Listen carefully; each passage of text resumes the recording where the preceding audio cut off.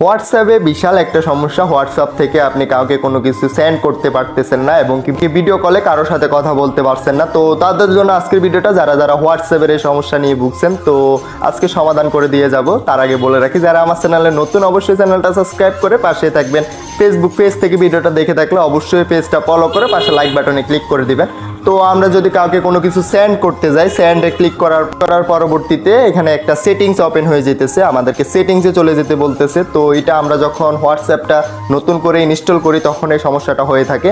তো আমি যদি আমার এই বাইটার অ্যাকাউন্টে চলে আসি, আমি দেখিয়ে দিচ্ছি, এখানে পিন আইকনে ক্লিক করে দিলাম। পিন আইকনে ক্লিক করে আমি এখান থেকে গ্যালারিতে চলে যাব। তো আমি যদি গ্যালারিতে ক্লিক করে দিই, এখানে একটা সেটিংস অপশন শো করতেছে। সেটিংস অপশনে আমাকে চলে যেতে বলতেছে অ্যালাউ করার জন্য। তো আমরা এখান থেকে কি করব, সেটিংসে ক্লিক করে দিব। তো এখান থেকে সেটিংসটা ওপেন হয়ে যাবে। আমাদের হোয়াটসঅ্যাপের যে সেটিংসটা আছে ওই